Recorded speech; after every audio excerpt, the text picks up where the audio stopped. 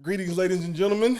We'd like to welcome you back. Welcome you back to the second episode of the Fountain of Wisdom and Knowledge podcast. We are your hosts. I am Mr. Raphael Kutota Basisa II. And I'm Truman Lewis. And as always, we use this podcast as a beacon of knowledge, logic, wisdom, truth, and understanding. Yeah. Before we get started, we want to let you know that this podcast is brought to you by Go Get Dash. Go Get Dash is a ride share and delivery app similar to Uber and Lyft, but they have a little bit of a different take on their subscriber base. They are currently looking for drivers. So if you would please go to the Google Play or Apple Store and download the Go Get Dash driver app and sign up. It would be greatly appreciated. The launch is July the 4th. So the soft launch is July the 4th. That's right. They need drivers, and they are looking for hardworking men and women just like you to help them take that thing to the next level. So thank you to Go Get Dash for sponsoring today's podcast. So how are you doing today, brother? Bro, I'm doing good. I'm still tickled. If only they knew, right? Right. Yeah, we good. We good. Man, thank God just for being here, man. You know, we got the saying, say any day above ground is a good one. Right. Absolutely. Absolutely.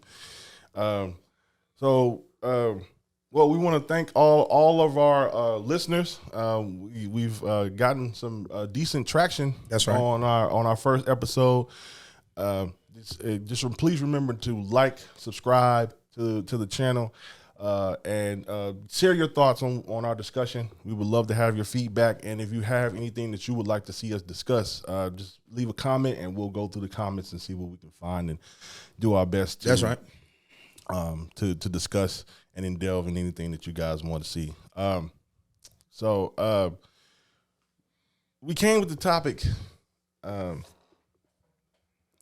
grind is non-negotiable for That's our a good second one. episode. Yeah. That's a good one. So we, I just kind of want to delve in it because, for those of you who don't know a lot about me and Truman, we are serial entrepreneurs. We have endeavors that we go through together as well as things that we do separately. But one thing about being an entrepreneur is, there's no clocking in. That's right. There's no clocking out. There's no manager telling you, hey, you got to be on this. You got to take your lunch. Why are you on the clock? There's no overtime. There's none of that. It's you. You're the driving force. You're the pushing force behind the company, behind yourself. So, it's not something that you're gonna have to go through to get through. That's right. You gotta go through. And there is a process, and they always talk about the process, trusting the process, and all those good things. But what they don't tell you is the process sucks. The process is, there's no Bentleys in the process. There's no mansions in the process. There's no trips to Dubai and Romania in the process. There's no first class flights in the process. But in order to get to those things, you're going to have to go through that process. You got to. I just wanted to get some kind of like some thoughts from your perspective of what as far as like going through grinding, and one of the things is when you clock in and clock out, everything's set up for you. You clock in. You know what you have to do. You do it. You're kind of a robot, and then you clock out. You go home. You do it all over the next day. But with being an entrepreneur or a business owner specifically, that I don't want to say roadmap. What's the word I'm looking for? That tunnel isn't there for you. You know what I'm saying? Like You're absolutely right. The tunnel's not there for you. It's not just you squeeze in, you walk through, and you come out, and then you squeeze in, you walk through, you come. It's like, okay, so I have to do this. I know I have to do this. I have to do this, and there's nobody pushing you. You're either going to get it done or you're not. Or you're not. That's right. And I just wanted to get your thoughts on that right there. I like how you said there's no roadmap. There's no tunnel. You're kind of like fumbling your way through, or you're taking advice, or like we said on the last podcast, through mentorship. You got someone that's a mentor.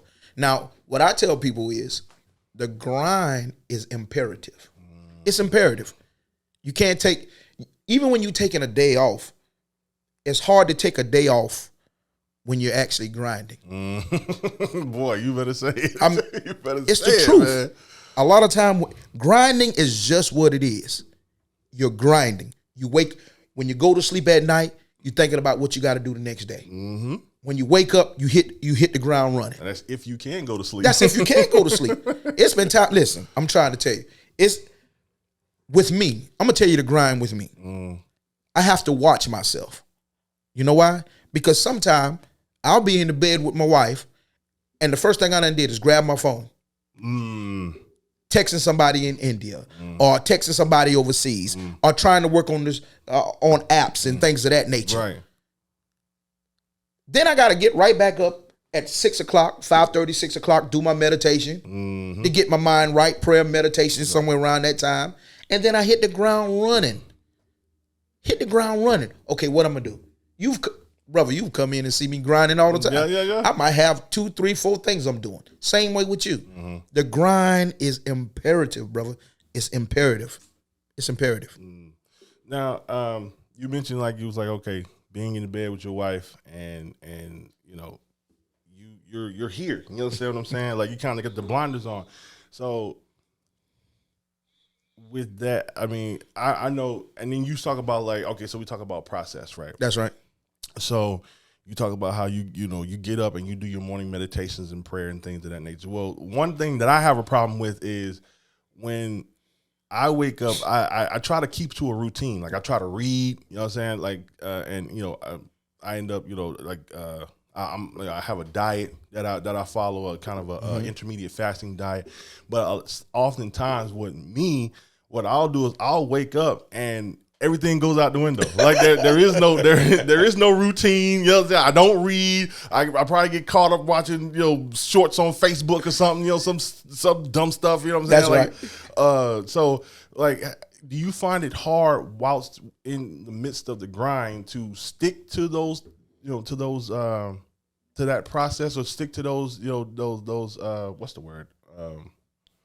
Those habits. That habitual that habitual kind of routine that you have. Let me tell you this. When you're first starting anything, it's hard. Yeah. Because you're changing your paradigm, which is a set of habits, right? That you've been programmed to do over and over again. Right. I don't care what it is. That's why so many people, I'm going to use myself. I'll get on a diet, stay on it for a little while, smell something good like some fried chicken or something like that. Hey, I'm right back off it. So that's why they say if you do something for 21 days, it becomes a habit. Right. So you have to put yourself in a position where you're forcing yourself. Then after you force yourself, it becomes a habit. Right. When you force yourself, all you're doing is reprogramming. Understand? Right. And once you reprogram yourself, then it becomes easy because it becomes a lifestyle. Right. See, a lifestyle is the grind is a lifestyle. Right. You wake up in the morning, I got to do it. They got this thing called, listen, out there, if you're having trouble waking up, sticking to your routine, Raphael, this is what you do.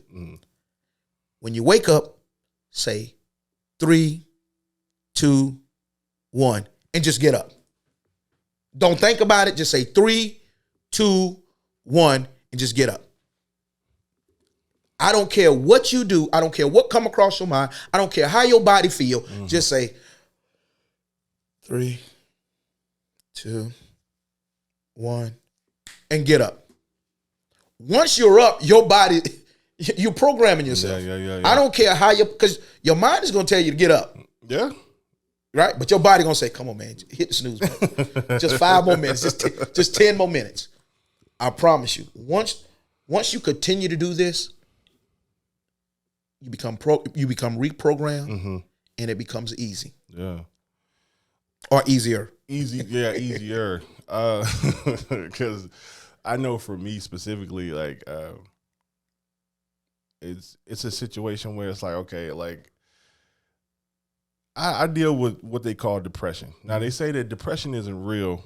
They say that depression is a byproduct of living a life that's not purposeful and a life that you're not happy with.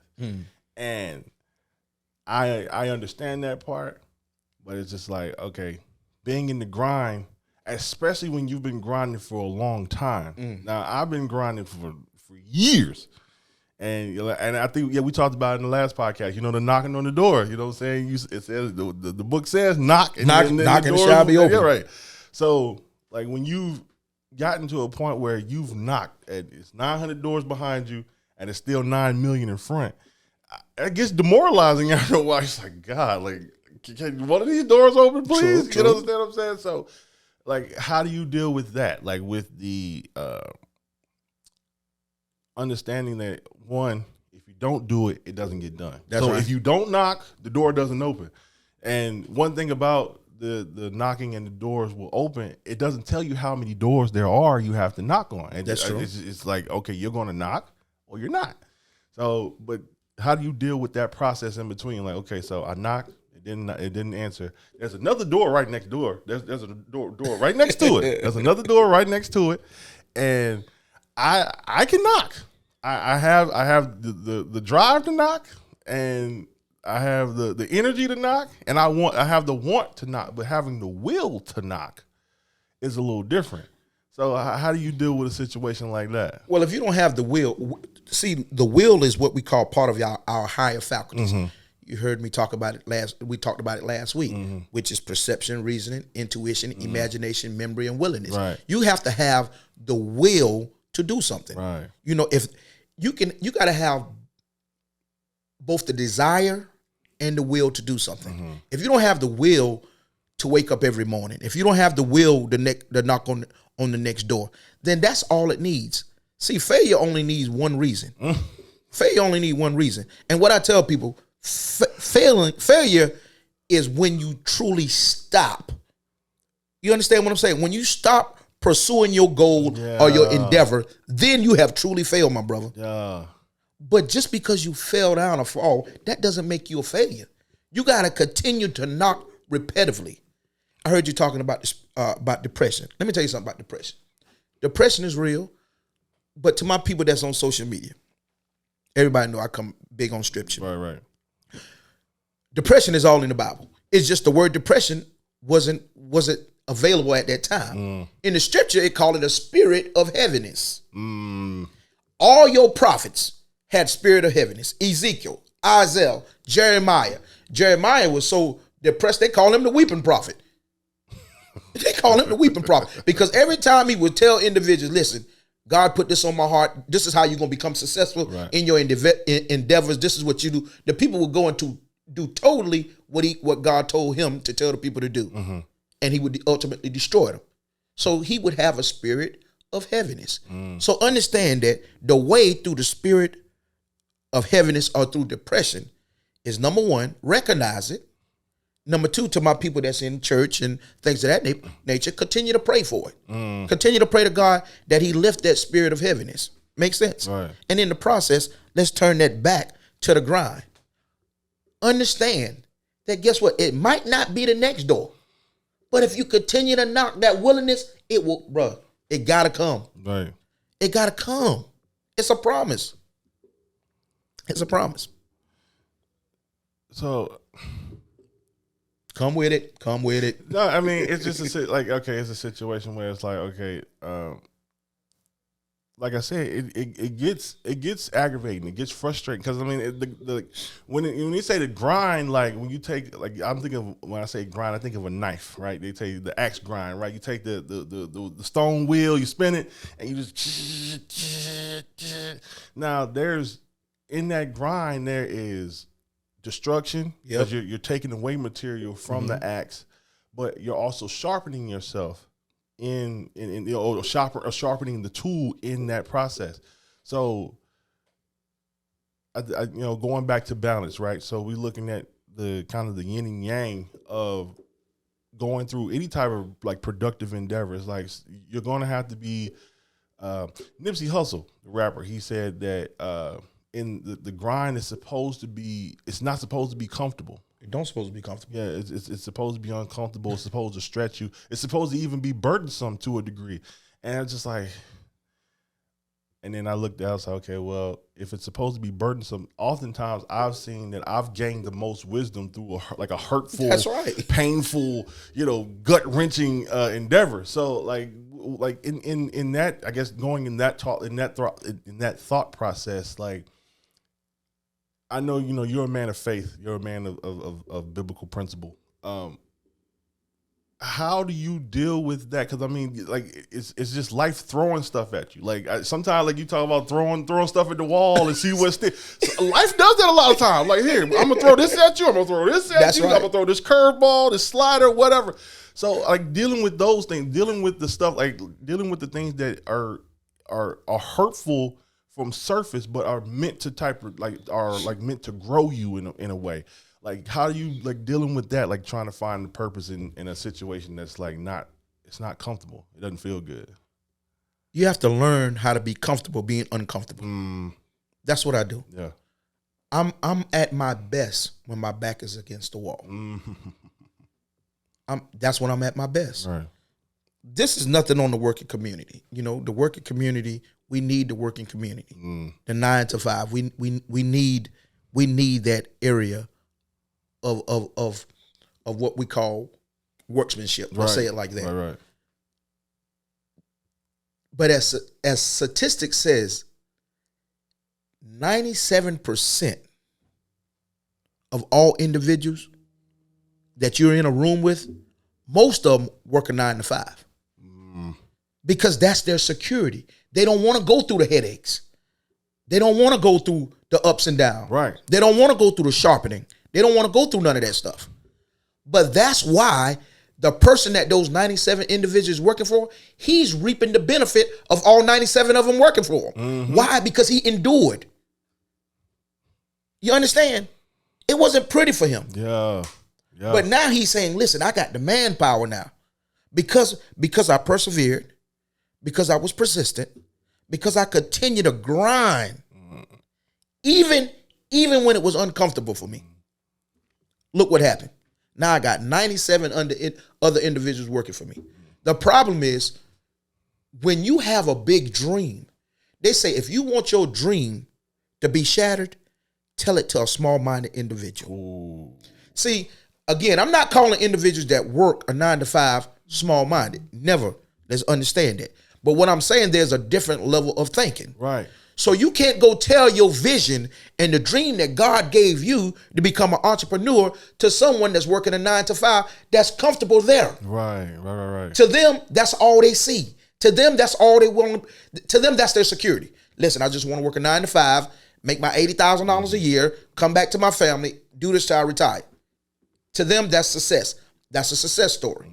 My issue comes when you tell your vision to someone and then they knock you down because they don't see your vision. Yeah. So you have to learn how to be around individuals of like mind.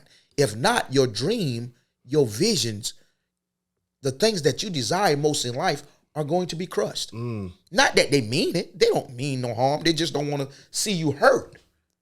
But they can't see that far because God bless you with binoculars.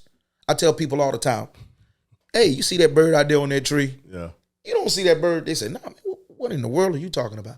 I say, man, you don't see that bird out there on that tree. They say, no. I say, oh, man, I forgot I got the binoculars. You don't. You understand? Yeah. But because it enhances you. God gave that vision to you, bro. So you got to continue to grind. And regardless what happens, remember, you'll get there. You'll get there. You got to. Yeah. And you talk about dealing with people of like mind, like, they say that, if you're the smartest person in your group of friends, get some new friends. You understand what I'm saying? So, like, within the grind, you're going to cross paths with other people who are grinding. How do you decipher like minds? Because just because you are on some form of grind doesn't necessarily mean it's the type of grind that you need to associate yourself with. That's you understand true. what I'm saying? So just looking at a situation, like, how do you? They say it's discernment, but like, how do you kind of discern your way through the mind fields, if you will? I play tennis. I play tennis with them, mind tennis. Number one, if if I have the opportunity to sit down with someone, then I play mind tennis. Then I find out their values. If their values not in line with mine, it's not going to work. Right. It's just not going to work. But I also see how if we're networking, right, and every network meeting, I see you there. Nine times out of 10, we are vibrating on the same frequency. Yeah. Which means that in some way, shape, form, or fashion, we're on the same frequency. Mm-hmm. We can make some things happen. Right. We don't like mine. We are like minds. How I know we're like minds, or how you like to say it, we're kindred spirits. Right. Because every event, every networking event, you're there, I'm there. Which means, guess what? You want to do better in life. You're looking for entrepreneurship. You're trying to figure out your next endeavor or how to move to the next higher frequency. That's how I discover who's on the same playing field as I am. Man, this is good, man.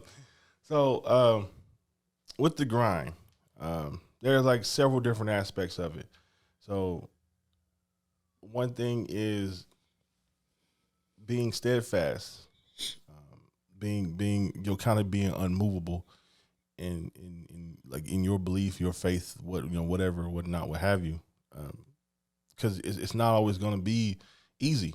And there's going to be naysayers. There's going to be people, oh man, he been doing that for how many years, and it still has dealing with that. Like how do you we talked about being willingness, but I think it's a little more than just being willing, because willingness is what got you started. Because you could have just stayed and and been a 9-to-5er, and once again, nothing against people who work in 9 to 5, but it's just, if you have a greater vision, you have to be willing to actually the journey of 1,000 miles starts with the first step. It takes a lot of willingness to take that first step and walk through. So like what you're dealing with, being unmovable, being steadfast in your belief, and oh man, okay, if I stay on this path, I've been on this path for X amount of years or whatnot, but staying on this path it has to work. So I mean, deal with that. Like, what are you dealing with? It just. Well, let me start from a scripture standpoint first. Mm-hmm. The scripture said, in other words, a good father, a good parent, leave an inheritance to his children's children. Right. So that pushes me. I don't want my children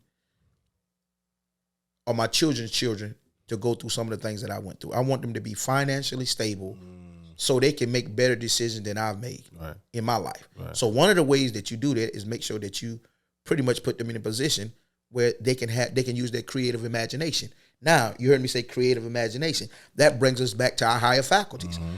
To me, willingness is not just the willingness. Mm-hmm. You got to be able to have perception with it. You got to be able to reason. When you get in a tight situation, we talked earlier today. You talked about opportunity. Mm-hmm. You said how you know if it's the right opportunity or the wrong opportunity. Right. That's where awareness come in, right? Right. So perception, reason, intuition. That's that gut feeling. Yeah. Imagination, memory. Remember individuals that went through the things that you went through. Reason with yourself. Where do I see myself to? Where do I see this ending up to? That's the perception. Right. There's so many other things than willingness, but you have to take all your higher faculties into consideration. That's what I do. That's interesting. So you say, leaving an inheritance, right? One thing about the grind is it may not be natural to you.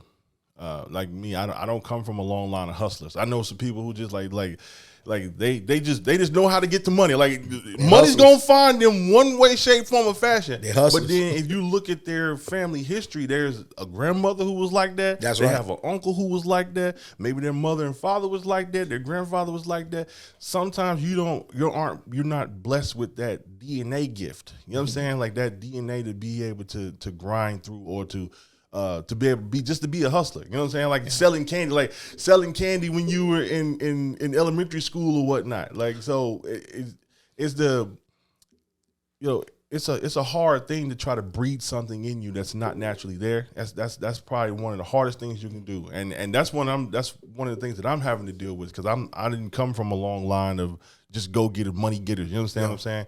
And do you think that the process of getting to that point is going to be harder for me as somebody who's not naturally a hustler, or is it going to be a little different for somebody who may just naturally have that go get it mindset? You know, that's a good question. Let me say this in as a clear way as possible. Mm-mm. Yes, the individual that has a long line of hustlers in their family, they understand the process. Right. If you do anything, if you had 3 kids and you taught them photography, they're going to understand it better than somebody that just got in there. Right. So my point is, yes, it's going to come easier to them. It's going to only become harder to you because you didn't have anyone to teach you. But it becomes easier to you when you recognize that. The sooner you recognize that and put yourself around like-minded individuals, then you're going to start to vibrate on that frequency. And people are going to start to recognize, okay, you're trying to do good for yourself. And they're going to start to teach you things. You're going to learn things. You're going to put in the hours. And guess what? 9 times out of 10, you might be better than them because they're only doing it on a certain level. No. Because they're hustlers. But you're going to take the hustle to a different level. You're going to take it to entrepreneurship. See, self-employed is different than entrepreneurship. Yeah. You know, you're trying to employ other individuals. See, a self-employed person, they have the same risk as a person working 9 to 5. Because if that person that's self-employed, if he or she gets hurt, their income stops. Right. On a 9 to 5, they get fired, their income stops. But if you're an entrepreneur and own a business, if something happens to you, you still got individuals that's working, that's able to bring in passive income to you. If you invest your money when you're sleeping, money's still working for you. See, we call those the right side of the quadrant. That's where you want to be. You want to be an entrepreneur. You want to own a business. You want to put your money in smart investments. Are you talking about the 7 habits now? Oh, yeah. 7. Oh, yeah. That's yeah. You better say it. So we talked about kind of the DNA of like the grind, and you know it's a hard thing to kind of implant something in you that's not there. So like with me, right? Like I said, I don't come from like that line of hustlers, but I'm doing the work to kind of put that into myself, hoping that if and when I do have children, that gene would have activated in me, and then it activates in them. Because you know they talk about epigenetics, right? So like your great uncle, you know, from 1845 was an alcoholic, and the reason he was an alcoholic is because he had it in him. He had whatever that is in his genes to like make him predestined to liking the taste of alcohol or the feeling that it gives him. And when he took his first sip of alcohol, he may not have known consciously that it was there, but it flipped that switch. And, and then that passed down the generation. It may have skipped your brother or your sister, but it got to you. And if you never take that sip of alcohol, that switch doesn't flip in you because it doesn't have that catalyst to activate. True. So if we're looking at like leaving like to where like, okay, so if I implant the grind in me, what do I need to do for my kids? Because you talk about, teaching them. Like I can teach you photography, but if it's not something that interests you, then, it's probably just something that you have in your repertoire, but you'll never use it. So like, is there a way that you can kind of spur that to flip in some, maybe in let's say you have a cousin that has potential and you want to see him do things, but it's just not in him at that particular moment to do what you see him doing. Mm-hmm. So is that a way you can kind of spur that? You can, but a lot of times that's our mistake. Right. All scripture says train up a child in the way that he should go so that when he's old, he won't depart from it, right? Mm-hmm. Those are what you call proverbs, right? Those are proverbs. Those are wise sayings. Right. Yeah, you might teach him or her photography. That may not interest them. But it's the skill set that you taught him or her along the way that they can put into something else. Understand? Yeah. It's the skill set. Don't be so caught up in putting your limitations on them or putting your dreams on them. See, we have a habit because this is what we've done or what we didn't do. Right. We want our children, our offsprings. We want them to produce that for us. Right. We want to live our life that we missed through them. Right. Makes sense. Right. That's not how it should be.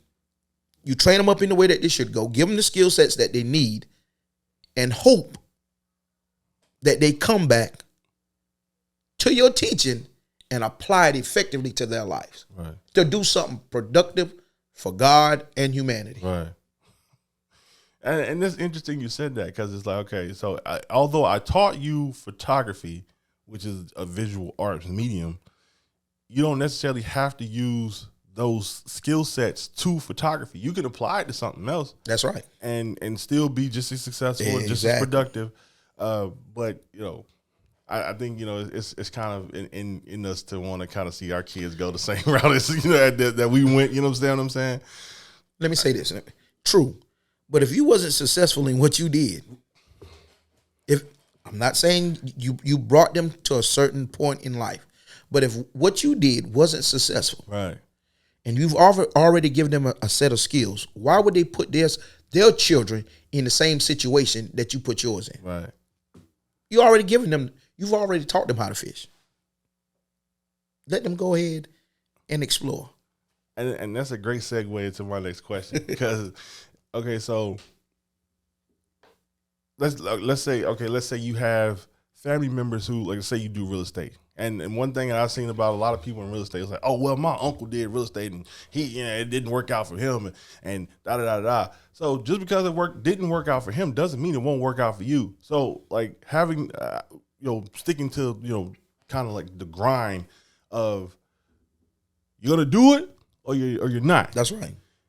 How do you, not allow someone else's failure, because it may have failed because it was something that he didn't do. It's not necessarily that it was real estate's fault that it failed. Maybe he didn't invest the way he needed to. Maybe he was doing something that he didn't go and attain the knowledge that he needed to do for his endeavor to be successful. So how do you keep somebody else's story or somebody else's, naysay from stopping you from doing something that you want to do? Like, okay, I want to do real estate. I want to do an app. I want to do, photography. I want to do whatnot, what have you. How do you stop that from happening? Like, oh man, you're going out of here, man.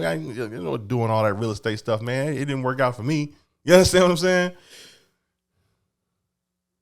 Number one, I'm never, ever going to let someone else's limitations limit me. Yeah.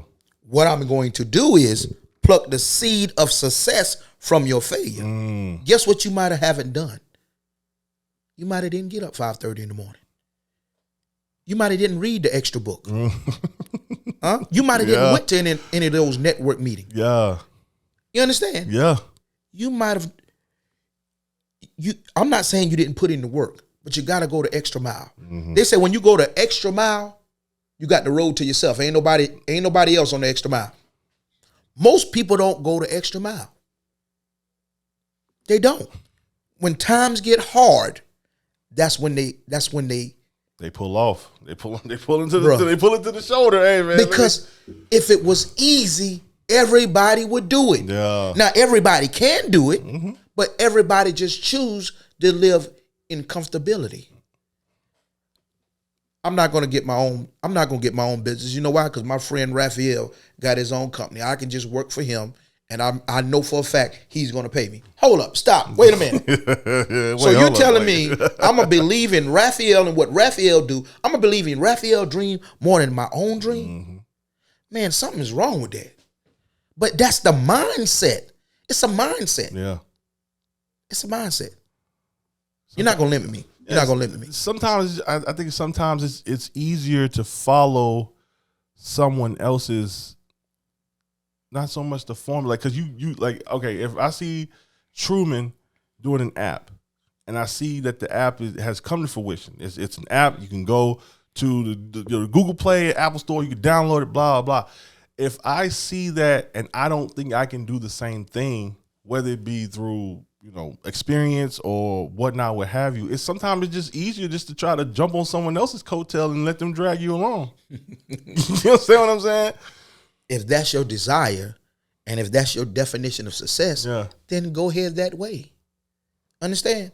Some people don't want to be entrepreneurs. Mm-hmm. There's nothing wrong with that. Nothing wrong with that. But there's some individuals that wants to be entrepreneur, but they're scared to take that leap of faith because they're measuring it based on the failure of a mother, a father, a friend, something they've done earlier in life. You can't be scared. You can't be scared. Use that fear. Fear is real. It's very real. Yeah. But use that fear. Use that fear to kind of redirect it to faith. Yeah. I hope I make sense when I say that. Yeah. Because fear and faith is on the opposite side of the spectrum. Both of them require you to believe in something you can't see. And it's a thin line. It's a thin line. It's a thin line between them. It's a real thin line between them. It's a thin line, but why am I'm fearful. I'm fearful that this business venture is going to fail. Mm-hmm. It hasn't failed yet. But I'm operating from a position of failure already. Right. Change that. How do you change it to faith? By reading as many books so you can get the understanding of what it is that you're doing. Right. Okay, where did Truman fail? Or where did my uncle fail in this business venture? I'm going to read up on it. Oh, this is where he failed to. I'm going to redirect. I'm going to pivot. And I'm going to apply those principles that he didn't. And I think it's important to have, you always talk about mentorship. So like I think it's important to have just kind of a helper along the way, because it's like I can go through the pitfalls, and like I said, I think I've said it before, like you kind of need those, you know what I'm saying, those potholes in, like those potholes on your road, because everybody's road's not the same. That's true. Like if I'm on 85 and you're on 77, yeah, it's a straight drive, but we're going two different directions. You understand what I'm saying? So I think you kind of need your own potholes in your road to because experience is the best teacher. So if I know that if this pothole looks this way, I don't want to hit this because I know the outcome of that. I'm going to break my axle. You understand what I'm saying? But if I hit this pothole, it's not as deep. So it might bump me a little bit, but I can roll right over it. I think you need your own potholes, but you also need kind of that guidance along the way to say, you know what, if you hit this pothole, it might look a little deep, but if you hit just the corner of it versus like dropping your whole tire in it, you won't break your axle. You understand what I'm saying? So you always talk about mentorship, and that's important. But like being a person who may have failed in an endeavor, so like we'll put it back on the grind, right? So I've grinded, and maybe I broke my axe in the process of grinding it. You know, how could you use your story to help others? Because I think that's a hard thing to do when you failed, and to tell somebody you failed and then utilize like your failure as a means to help propel them forward. You understand what I'm saying? It goes back to perception. It goes back to perception. If I ask a pessimist, hey, what is this? They're going to say a half a bottle of water, right? If I ask the individual who's an optimist, what is this?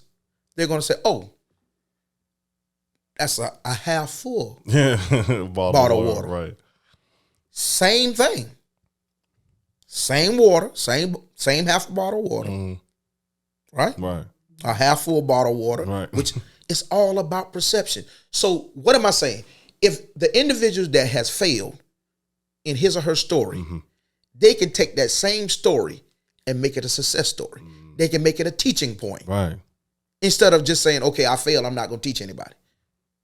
They can turn it around. Listen, this is a good learning experience. Now I know what not to do. So I'm telling you what not to do.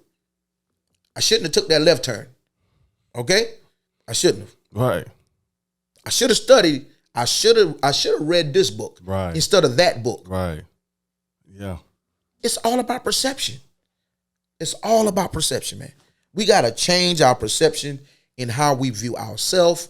We have to change our perception in how we and how we view success. For some reason, we limit success to money. Now, I understand money is the answer to all things. You need money to make it. Right. But guess what? That teacher that taught Barack Obama and all these other presidents, they're still teachers. But you can't say they don't have a success story. Right. You can't say that. Because guess what their success story is going to be? See that president? I taught him. Perception, man. Yeah. You got to wake up. You got to grind every day, all day. Your grind ain't my grind. But I tell a person, and I'm big on this, just like Eric Thomas say, you're not going to outwork me. He say in your Bentley, you ain't going to outwork me. Right. You know, in your mansion, you ain't going to outwork me. I'm going to be here. Sometimes I don't leave the office till 11 o'clock. I might come in at 10, leave at 11. Why? Because I know it's going to pay off.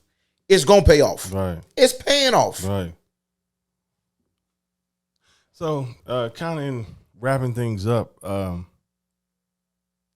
comfortability, you mentioned that before. That's one of my biggest fears, that I'll get to my mountaintop and then I'll relax my shoulders. Oh God, I'm good now. You know what I'm saying? Like, dealing with that, like what are some of the things that you would give to our listeners to, like, okay, so you've made it now. You've reached the top of Everest. So how do you avoid getting so comfortable that you don't want to, like, now, okay, so I'm up here now, but now there's another mountain that shoots up and it's a higher peak. How you get to, oh, I'm here. I'm good. I don't need to go over there. You don't get comfortable. You don't become satisfied. You become content. See, when you exhale, see, either you're progressing or you're digressing. Right. Even when you say, I'm gonna just be comfortable, I'm comfortable. What does comfortable mean? What does comfortable mean? Different people have different definition of comfortable. Absolutely. But if you say, listen, man, I'm straight where I'm at. Okay, if you're straight where you're at, let's say you said comfortability is me reaching $1 million. Okay, if you stop at that $1 million, guess what? Bills still coming. Yes, sir. So that $1 million is gonna go up under $1 million. What I'm showing you is that even when a person says they're comfortable and they stop, either you're moving upward or you're moving downward. You have to continue. That's why the scripture say, be content. It never said be satisfied. Right. I'm content where I am, but I know work still has to be done. Absolutely. Still has to be done. Man, this is some good. Man, this is a great conversation again, man. Yeah. Don't be comfortable, y'all. Don't be comfortable. Be content, but you don't have to be satisfied. Always reach for more. The relaxing of the shoulders is probably, as far as the grind, is one of your more detrimental. Dangerous. That you could do is dangerous. Ooh, that's dangerous. Once you get to the point where you feel like you're comfortable and you don't realize that even though I have $1 million in my account, that million can become zero real quick. Overnight.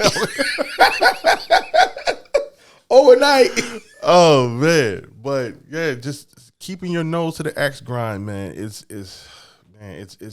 so essential. Yeah. It's so essential, especially when you're a builder. If you're the map maker, it's gonna be a lot harder for you to make it through than the person who you've developed the map already and they just follow what you show. Like it's crazy. It's crazy. It's this life of entrepreneurship can be it's a roller coaster.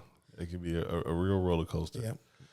But we want to thank you all for listening. We're going to go ahead and wrap this thing up. Fountain of Knowledge and Wisdom podcast.